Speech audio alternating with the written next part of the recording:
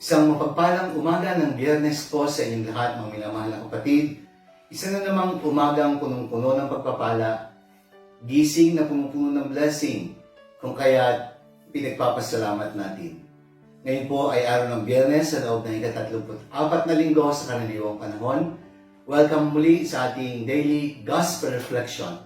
Sama-sama po nating pagnilayan ang mga salita ng Diyos mula sa mabuting balita para sa araw na ito.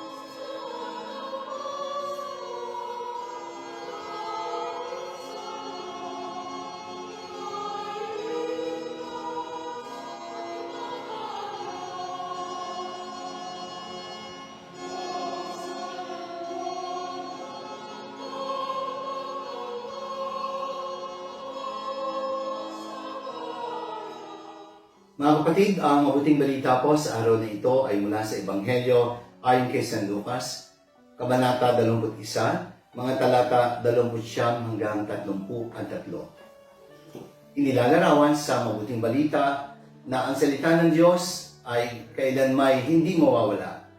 Mawawala ang langit at ang lupa, subalit mananatili ang salita ng Diyos at ito'y mananatiling bukal ng ating lakas. Kaya ang title po ng pagninilay, ang salitang nananatili at bukal ng lakas. Kaya sabi ng Panginoon sa Ebanghelyo, mawawala ang langit at ang lupa, ngunit ang mga salita ko hindi magkakabula. Ito po ang malinaw na ipinahayag ni Jesus ngayon sa ating Ebanghelyo. Larawang pupas, gasgas na plaka, napaos na boses, asidwas na pantalon, para pumupas at magmukhang luma na panis na ulam, bulaklak na nalanta, mga gamit na luma at nasira at tuluyang nawala, mga bagay na noon ay bagong-bago pa at kinagigiliwan, subalit ng maluma at pumangit, itinapo na at mistulang basura. Ang paglipas, ang pagkupas at pagkasira ay ilan lamang po sa mga katangian ng mga bagay na sadyang may hangganan. Sa mundong ito, ang mga bagay ay lumilipas at tanging ang Diyos lamang ang nananatili. Ang kanyang mga salita ay patuloy na magbibigay ng buhay, lakas at inspirasyon sa lahat ng mga henerasyon sa iba't ibang panahon. Ang katapusan ay may lalarawan gamit ng dalawang salita, ang salitang katotohanan at ang salitang katiyakan. Sapagkat sino ba naman ang makalalabas ng buhay sa mundo? Lahat tayo ay papanaw, lilisanin natin ang mundong ibabaw. Ang kamatayan ay tiyak sapagkat ito ay bahagi ng ating pag-iral. Kung may pagsilang ay tiyak na hahantong ang buhay ng tao sa kanyang kamatayan. Sabi nga po sa aklat ni Propeta Isaías, chapter 40, verse 8, the grass withers, the flowers fades, but the word of God stands forever. Sabi naman po ni Apostol San Pedro sa kanyang unang liham, but the word of the Lord remains forever. Jesus Christ is the same yesterday, today, and forever. Hebrews chapter 13, verse 8. Alam po ninyo sa aking personal na karanasan sa panahon ng pandemya, tunay nga po na ang salita ng Diyos ay hindi lang salitang nananatili.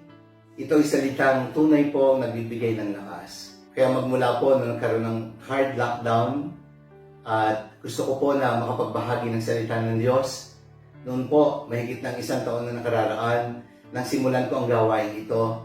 Ako po ay nagnilay sa salita ng Diyos at ibinahagi po ito sa unang pagkakataon, sa unang araw ng lockdown.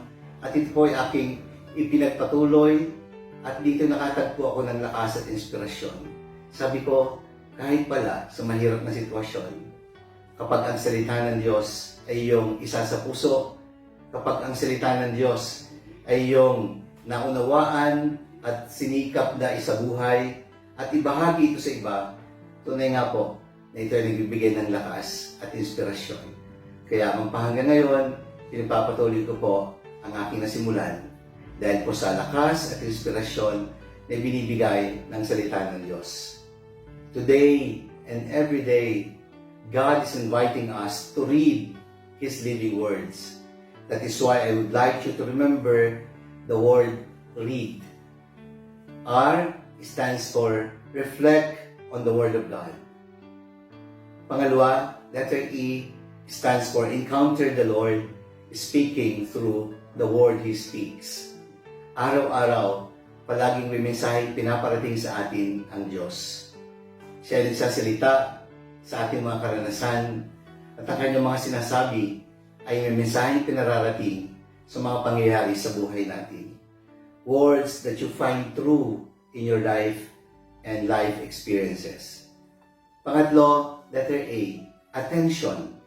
Ask the Lord for the message that He has for you ayon po sa salita ng Diyos na inyong nabasa, katulad po ng Ebanghelyo sa araw na ito.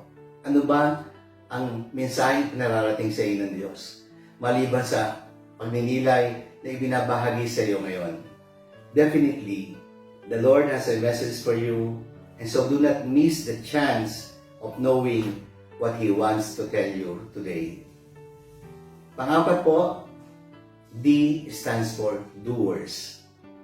Be doers of God's Word and not hearers or readers only. Yan po ang paalala sa atin ni Apostol San Pablo. What is the verse in today's reading that you find most relevant in your life?